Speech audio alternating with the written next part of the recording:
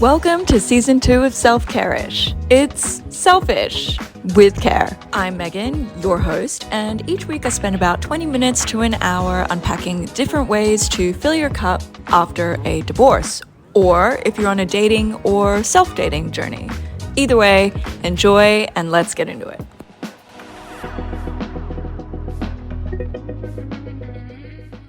I feel like today's episode of the show is coming in at a pretty timely time, especially because you and we are all feeling the crunch, economically.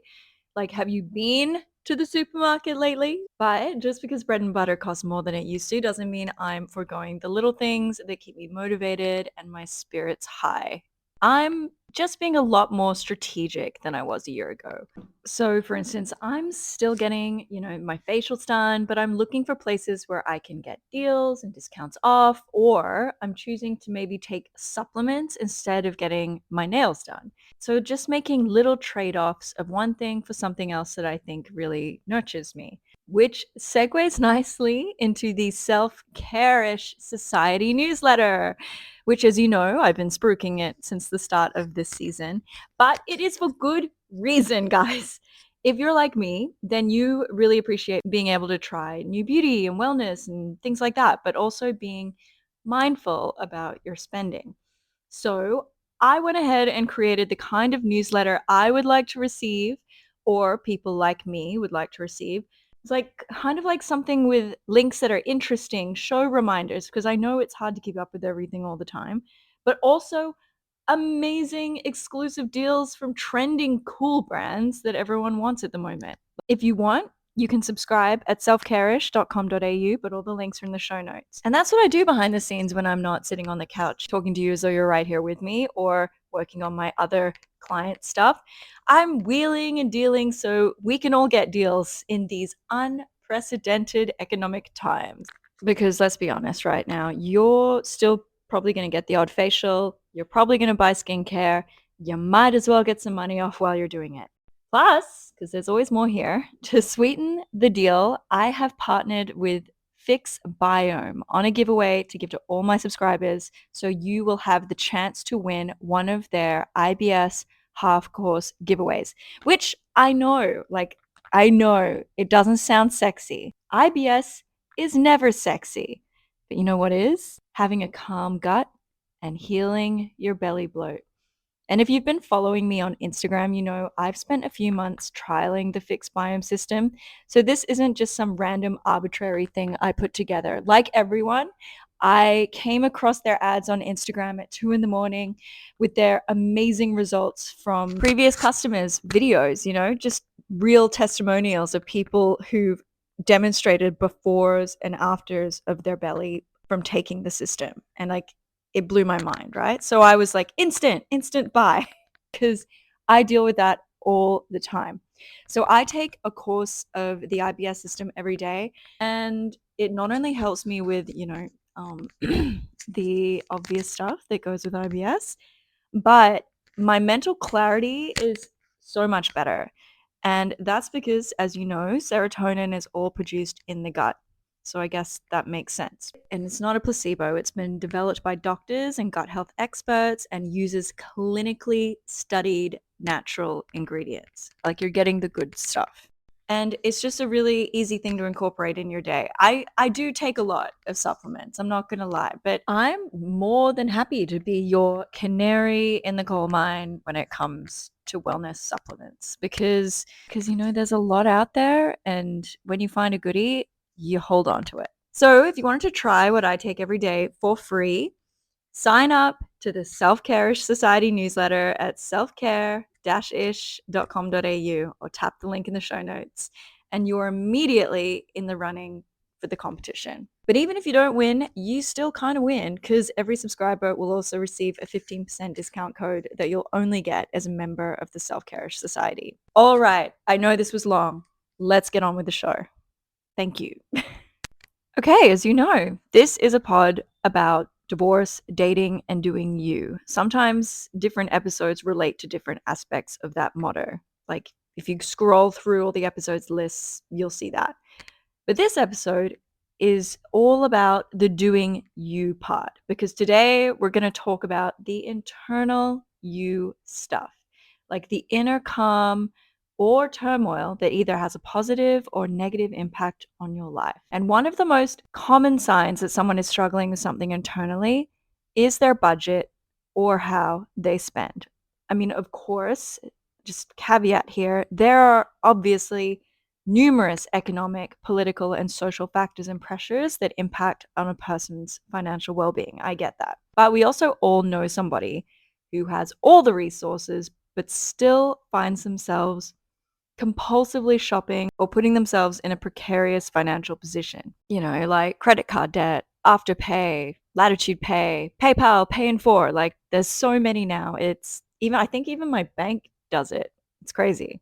And that person I'm talking about, it might even be you. And I mean, let's be honest, we have all done some emotional spending throughout our lives. Like, how many times have you bought something against your better judgment or justified a purchase because you felt like it would fulfill something intangible within you in some way? I remember when I first started this pod, I felt like I couldn't even start it if I didn't have all the equipment, So I had to go to JB and I had to get all that stuff, put it on my business card, and I felt like I gave myself permission to start the pod by buying something, which is crazy. But we've all done it. And before you come for me, I know it sounds counterintuitive to have a shopping addiction or compulsion themed episode when this is a pod that fiercely advocates for you buying yourself the damn facial or the top or the supplement or the pants. That irony is not lost on me, don't worry. Although, to be fair, there's nothing more detrimental to your self-care than being in financial stress and turmoil. And I mean, just look at the world. You should just picture me gesturing very wildly out the window towards the world here. But no matter where you sit on the salary scale, we all have concerns about the cost of things. So I guess the thesis of this episode is less about spend less and more this. Spending wildly doesn't bring you happiness, but spending mindfully on things that you know you'll absolutely love does. And I know this from my own experience. Now, I'm going to be super vulnerable here and do a little sharing. So please, please, please take it in the spirit in which it is being given. So, like many people, after we came out of the initial lockdowns of the pandemic and started making money again, I felt really optimistic. I mean, yes, my relationship with my ex was not great. And please remember this point because it is relevant for later. But work? Great. My little business was taking off. And on top of that, I was newly separated. And if you've gone through a similar journey, you'll understand how you experience this childlike sense of wonder for the world again. You're buying new outfits, you're going on dates, you're meeting girlfriends for cocktails every weekend to keep your mind occupied. You're buying fitness gear, you're working out, and you're getting your hair done. Like when you're separated, you tend to just give yourself everything you wanted to make yourself feel good because fuck it. We all know that breakups are one of the most traumatic things in the world, and it is human nature to lean out from pain. And sometimes we lean hard into material things to make up for it. So I even got a boob job. I even got a nose job. And I am super open about those things. And I even have a whole episode dedicated to why I went down that path. And it's in season 1. So feel free to scroll back and listen to that one. And none of that is wrong. That's why I advocate for self-carishness, because being a little selfish can be the scaffolding that provides the metaphorical, framework for rebuilding your new life after a separation or a big breakup. And I don't regret anything I did, but I did notice something pretty interesting, and I'll get back to that in a second. So anyway, history lesson. So I came out of a relationship where it was pretty frowned upon to even just buy an $8 t-shirt from Kmart, which we could easily afford. Oh, and P.S., if an $8 t-shirt from Kmart is an indulgence for you, by all means, I get it. I fucking love Kmart. So you're amongst friends here. But that was just part of the dynamic of my relationship. And I got very used to putting my self-care right to the back, which I think a lot of us do when we are mothers and partners and running a house. Like, it's just what comes naturally, but it shouldn't. And we'll talk about that later. So when I came out of that, I just felt free to do whatever I wanted to do. And if I wanted it, I got it. Like a little act of rebellion with each purchase. And of course, my ex didn't know anything about this because he was moving on with his own life in his own way, and I'm sure he's had his own weird post relationship proclivities. But my ex and I, I'm grateful, have transitioned out of our relationship on mostly friendly terms. But I weirdly still had this FU mindset at the start of the breakup that manifested in buying stuff. Fast forward a little bit to the reason why I started and named this pod Self Carish. And it's because my sister, who is also separated, and I are like two sides of the same coin. So she has a very live and let live perspective, but her personal take on shopping and surgery is that it's a bit shallow or somewhat selfish, but she doesn't mean it in a mean way. She's amazing. And she was being really honest with me that it wasn't something that resonated with her personally. And she is an incredible artist. And so doing that kind of stuff I get isn't really in alignment with her. And then I would have these arguments and debates with her and say, no, it's self care because I was being self aware that while I was indulging, I was also giving myself love that I felt that I was missing or taking care of myself. And it was through these discussions that we surmised maybe there's a happy medium somewhere in there, a self carishness medium, because everyone emotionally shops in their own ways. So for my sister, the artist, her feel good indulgences would be a large canvas and beautiful paints and materials. And mine might be a new laptop and getting some fitness gear and taking some selfies at Pilates. Every purchase we make is never just a purchase. A t shirt is never just a t shirt. A boob job is never just a boob job. And a supplement is never just a pill. And I work in advertising. I know this. And you know this because you're smart. But we still do it. And I still don't think there's anything wrong with it. Enjoying our friendships, our families, our lovers, our animals, and the things in our home are part of what gives life color and texture. And sometimes objects are the armor we need to navigate difficult times. I've learned that it's about identifying where those objects are enriching or ruling our lives. Okay, so back to my story. Something happened about a year after my separation that I found interesting. And the more I healed from my relationship breakup, the less I shopped. And don't worry, I still buy things I love, but I became more mindful about it, and the sense of urgency wasn't so loud. And it became more about looking at the things I currently had and seeing where a new purchase would add value and fill any gaps. So the holy grail situation for all of us is to find balance. And of course, that is easier said than done, right? Well, this is where I introduce today's interviewee. Christina Mychas. She's a reformed, self diagnosed shopaholic who hosts the Sustain This podcast.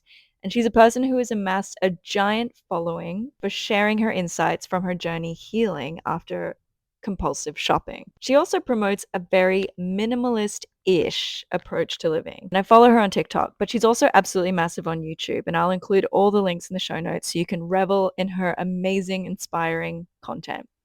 So I managed to pin her down just for a short chat to find out some of the tips and tricks she uses to bring a little mindfulness into her spending while still spending. And just a flag, we had some mic issues during the recording, so some parts of the chat are a little distorted. So please do forgive that and persevere through because there's seriously gold in these hills. Enjoy.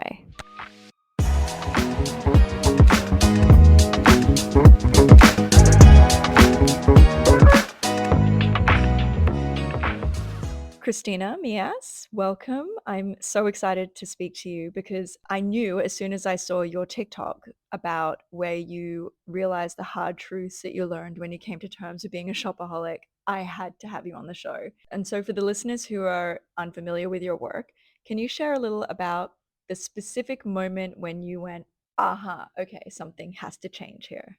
Yeah, so a lot of my content focuses on my journey from realizing that I was a full blown shopaholic to discovering minimalism and now finding this more balanced and I think just more gentle, realistic approach to minimalism and intentional living that I call minimalist-ish. So I think, I mean, I feel like you relate with the self care ish and all that stuff. So I think it's really easy to live in the extremes. And for me, it's really about finding that healthy balance that, where you have radical, where you're honest with yourself, but also, honor the things that you love in your life. So, um, I realized that I was like a full blown shopaholic. Like I've always been into clothes and like all of that kind of stuff. And I realized that it was a problem in, I would say, around Black Friday of 2018.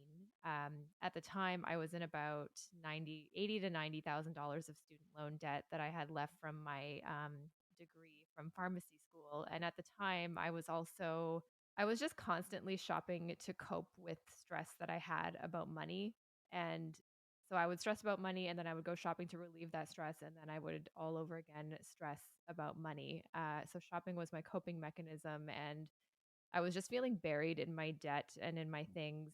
And I ended up buying a pair of Chloe's Susanna boots. They're like those like rock studded, I don't know, they're just like super cool, like boots that I was obsessed with. Oh, yeah, I remember those. They were iconic. Yeah.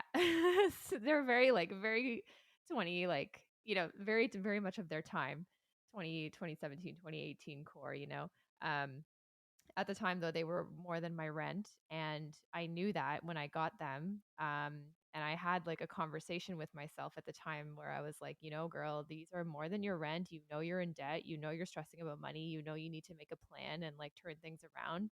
Um, and I had the option to return them, and instead, I just put them back in the box and put them in my closet and just like moved on. So it was like this moment of like self sabotage that I knew I was putting myself through consciously. And that was kind of like, all right, something needs to change here. So that's kind of where I admitted to myself that I needed to do something.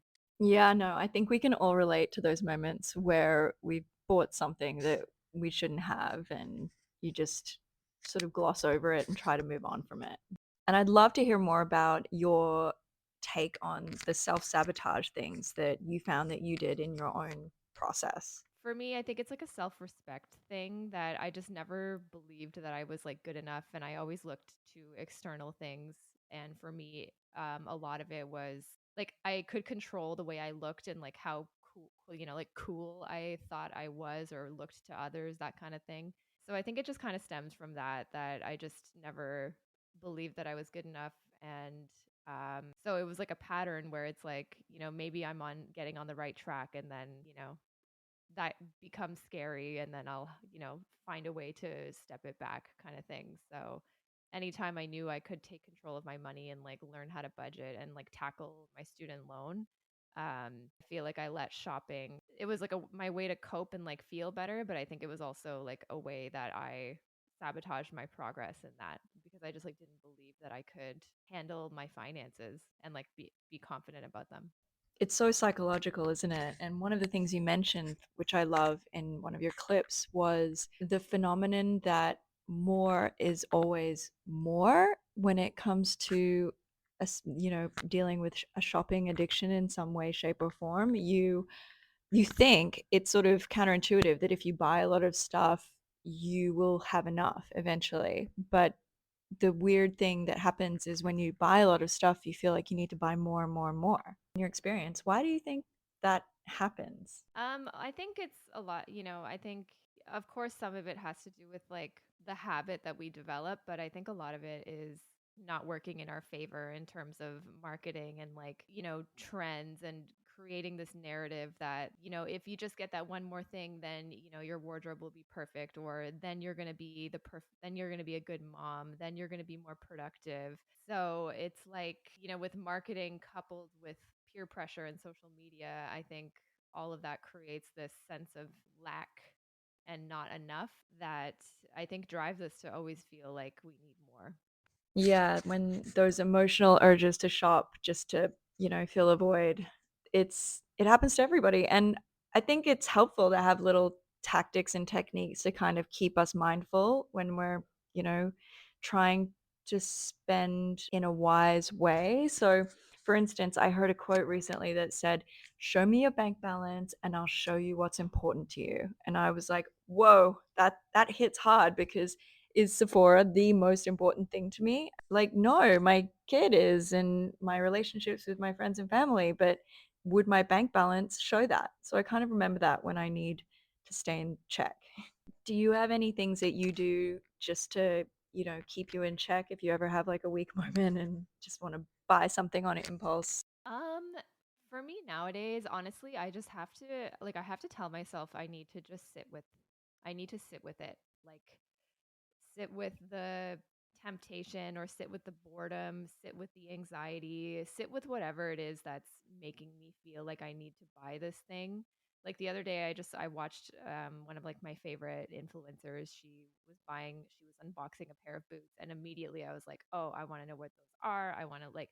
I started going down that rabbit hole and it's like so really it's creating the distance from that impulsive want to, creating distance from the wanting and the buying. So, and I do that by telling myself, like, I have to breathe, put the phone down, go outside, go for a walk, go to your closet, see what you have. Um, but what I do also like to do if that comes up is I like to put things on wish lists. So I just keep a wish list on the notes app on my phone and it's like, okay, I saw this cool pair of boots. Instead of going to hunt them down and try to buy them the way I used to do without thinking, um, I'll put them on the wish list and allow myself to create space from it. And 99% of the time, I've forgot that I want it after, after giving myself that 24 hours to sleep on it. Um, so I think creating that space and also just allowing yourself to feel your feelings has helped me tremendously in minimizing those impulses. And I love that you say feel the feelings. And it's a really important thing to talk about, I think, because human beings, we are all really amazing at justifying all our decisions. Like everyone, if someone asked you why you do something, you can always come up with a reason why. And that's especially true when it comes to shopping. Like a top is never just a top. It's I need this top because X is happening and this will help me achieve this or make a good impression, XYZ. But with people who might have a shopping addiction, there's a lot of other deeper feelings that go beyond just justifying a purchase. And in your experience, what are some of those feelings you think that drive a, this condition? I think so. I want to clarify also that I've never been like officially diagnosed with a shopping addiction or anything, but I've kind of self-diagnosed that within myself. It's just like it's definitely a vice and malady and impulse that I struggle with. But, so if you resonate with those similar behaviors as me, I think a lot of it is for me. I talk a lot about something called the fantasy self, where that's definitely like who I was shopping for a lot of the time. So, it's not necessarily about buying the t shirt, it's about who I'm going to become once I own this t shirt. I'm going to be, for me, it was like, I'm going to become that cool girl, that effortless chic woman who, there's one less thing to worry about because getting dressed is so much easier. So I think it's really like we're buying something other than the thing itself, even though we tell ourselves it's the thing that we buy. There's always something behind that purchase. And I think a lot of it really comes from our relationship with ourselves, like whether it be a relationship with our bodies, how we feel about ourselves, with comparing ourselves to others. And I think that can really drive a lot of the why behind the why behind us buying. Well, that actually brings us neatly to why I brought you on the show, which is I love your stance because you're not against shopping. Your motto is minimalist-ish. And I love that because, yes, this is a podcast that is very firm on advocating to getting yourself the facial or treating yourself to the top that you've been dreaming of for a while. You deserve the stuff. And the reason for that, if you're new to the pod, is because sometimes when women get out of a marriage, they realize that they've forgotten how to nurture themselves and treat themselves. Because sometimes when you're not in a healthy relationship, you give up a lot of your self care. So that's why we're here. So, can you elaborate more on your philosophy of being minimal, but still spending occasionally? Yeah, I think a lot of women or those of us that identify as, it's like it's seen as frivolous to love fashion, to love makeup, and it like, why is it okay to have a big book collection, but if I have a lot of clothes or if I have a lot of makeup or purses or whatever, then all of a sudden that's a waste of money. So I think it's really about embracing with honesty what it is you value, but just finding ways and essentially setting boundaries that allow you to indulge in those things guilt free so that they no longer become a burden. Because when I was, in the midst of my compulsive shopping, I would tell myself that I was treating myself and like all this stuff, but I was not. I was getting further and further into debt and creating this cycle of just stress and then using shopping to cope with that,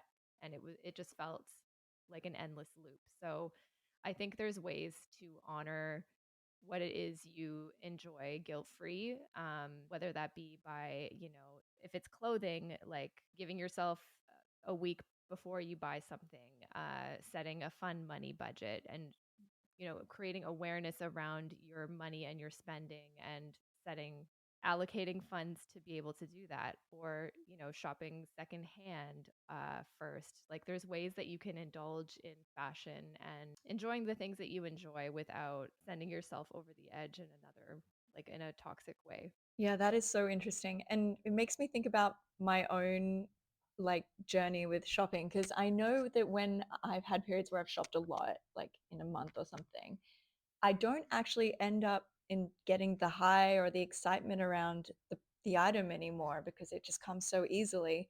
It's kind of like the heroin addict who needs more and more to, on a very smaller scale. But I found that when I created boundaries around, what I wanted or made the list, the wish list, I actually enjoyed my purchases way more when I eventually got them.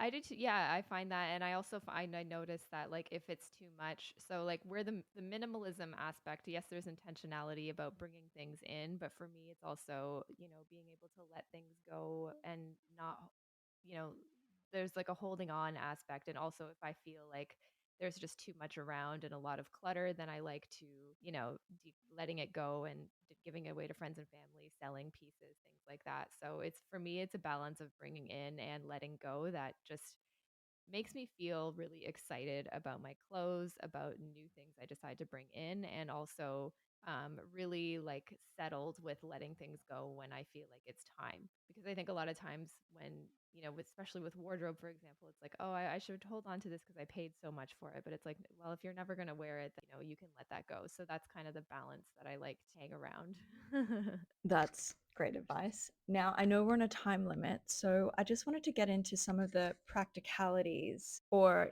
some of your advice for people. So, what are the questions you recommend someone ask Yeah. themselves before they buy anything? I think a great question to ask is like, why do I really want this? Um, and then getting, and that, and then keep asking why to that why. And I think it can get, you might find something that maybe you didn't know was there in terms of the real reason of why you might be shopping, especially if it's something that you feel like you struggle with. Um, and then like getting into more practical things, it's like, am I bored right now? Does this actually fill a gap in my wardrobe? Like, if I got up off the couch, put my phone down and went to my closet, do I have something similar? What is it that's different about this piece, that you know that would like that makes it worthy of replacing? How many outfits can I put together with this? Where am I actually going to wear this, or is this something that I just think I'm going to wear? So there's plenty of questions that you can ask. And the other one I like to, I really just like to give myself a minimum of 24 hours. If I like, now I find even waiting a week to a month before buying something just gives me that space to decide if it's something that was just sort of like a flavor of the moment, or is it something that I keep returning back to? Is it something that I'm thinking about? Am I picturing myself wearing it with all my other clothes? Then it's like, okay, let's make a plan to buy this. Well, speaking of buying stuff, are there any items or products that are a non negotiable luxury for you, even after going on the journey you've been on? I would say, well, definitely like jeans. I love like vintage denim jeans. I love collecting vintage Levi's. So it's like if there's a pair that I see and I'm like, oh my gosh, I just need that. So yeah, it's and that to me is like like if you looked at my wardrobe, you wouldn't say, I don't think anyone would call it conventionally minimalist, but it's something that I feel like I've kind of worked hard to get here to embrace and be like, yeah, I have a big denim collection and I love it. So there's a pair of Levi 501s. I'm like, give it to me.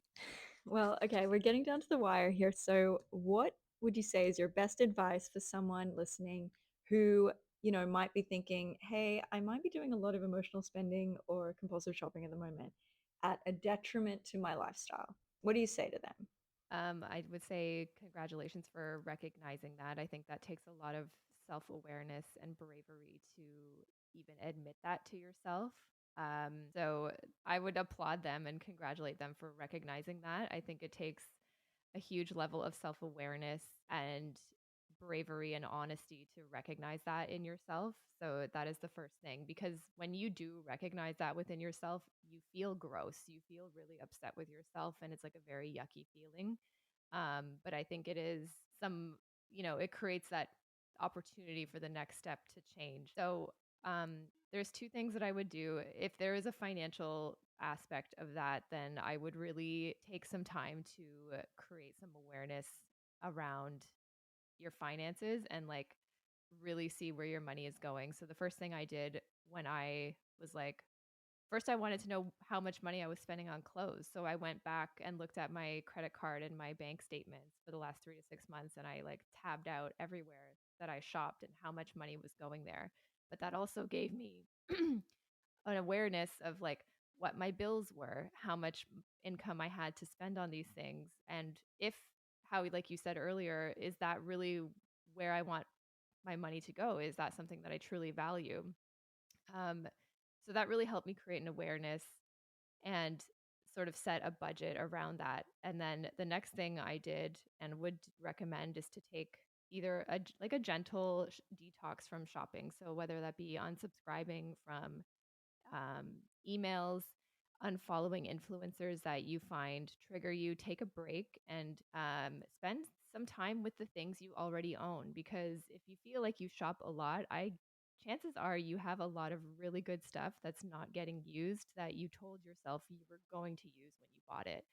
So I think while you're taking a break from shopping, which I talk a lot about on my channels on TikTok and YouTube, it's really about not focusing on what you can't do, rather diverting that attention to all the amazing things that you have and spending time with your stuff, spending time using it, spending time creating outfits, shopping your closet, doing makeup looks, like really get familiar with what you own. Um, and that to me has helped so much in terms of just like getting appreciative of what I owned and then just creating space and distance from that habit to try to find joy in different things other than shopping. Ugh, so much gold in that. Thank you so much. And thank you so much for just spending time with me and sharing some of your wisdom. And I feel like we're kindred spirits, self care-ish and minimalist-ish Oh, together. yeah. So thank you so much. But what do you guys think? Did anything from this episode resonate with you? How do you feel about the economy? How do you feel about self care in this economy? DM me at Instagram at Megan Lonergan or leave me a voicemail. Leave me a voicemail at selfcare-ish. So that's selfcare-ish.com.au. And don't forget to subscribe to the Self Care-ish Society newsletter on the website. You can do it now while you're on the phone. You just tap the link and then scroll down and put your email in. Super easy. It can be done in 10 seconds flat. I'm also on TikTok at Megan Lonergan, and I'm grateful you're here, and I will promise to see you next week.